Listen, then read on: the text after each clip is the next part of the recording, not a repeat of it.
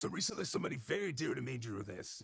It had me thinking, I'm not sure I've ever explained the backstory behind the design of this mask, so I want to get into that.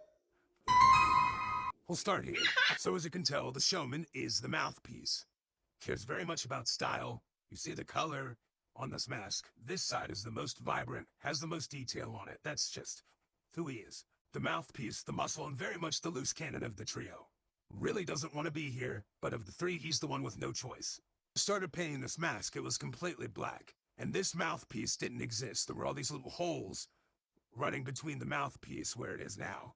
The outline was actually a mistake because I was trying to burn some of the mask to get a bigger mouthpiece. And I took a look at it and I'm like, well, that actually looks kind of bad. I'm gonna keep it. So I did it with the entire mouthpiece. And frankly, I'm happy with it. I think charring the nose piece was intentional, but clearly I didn't finish it. Arrogant, sadistic, apathetic, narcissistic. He's a letter swap away from demon for a reason. Moving on. If any of these three have the most backstory, it's this one. The reanimated, 10 years older than the disturbed, the exact same person, lived basically the same life, had a successful career, died a very emotional death, and was sent back in time to make sure that the disturbed succeeded without screwing up the ways he did. This is sort of the side you have to stare at for a long time to see the details, which frankly fits the character. You can tell the outline on this side isn't smooth. There's bubbly portions. Now these holes are on the other side of the mask too, but these are covered. These were not covered on purpose. Very much going for a rotten flesh aesthetic. Took the color on this side and left little fragments all through this side to kind of represent that skin was still kind of there, but it's mostly dead. There's also stitches connecting these two sides, but not these two sides, which we'll get into a little bit later.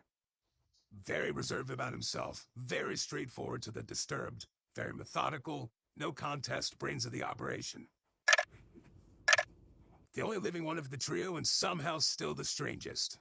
Sentimental, jaded, sedulous, but maybe not as much as the reanimated. Pessimistic even, very much the emotion in the trio. The original, the vessel, etc. So there's actually glow-in-the-dark paint on this side and not on this side. My eyes are really bad, and I plan on performing at night with this eye and covering up this one. It also marks the original, also marks the light of the living eye, so to speak, that this one doesn't have. So at the pool of blood, this was actually done with a can of spray paint like the rest of the mask. Well, most of it anyway.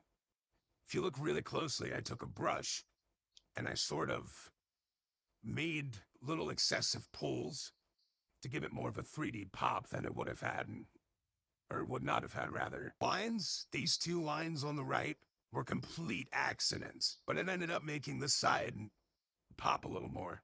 So I'm happy with it. You can tell there's kind of marks everywhere. This side's been through a lot.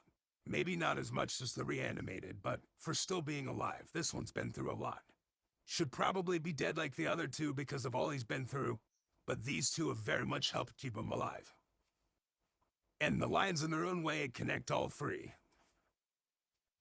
So, there's no stitches on this line, because the disturbed and the reanimated, while they may have started off on very rough terms, are on the same page. They share the mind with ease. Now, the stitches resemble difficult bonds. The reanimated hates the showman, because the showman is not the same showman that he encountered in his time. In this time, he's far more unpredictable than what he's used to. The showman wants to embrace the disturbed, but the disturbed is scared of the showman, and the reanimated is trying to convince the disturbed to embrace the showman. Whether or not that happens, who knows? Something else I thought of while making this video is, if you look a little closer, it kind of looks like the 3 stages of anger, right? So you have stage 1, stage 2, and stage 3. There's something funny I thought I would add. But yeah, that's the design and the backstory of the mask.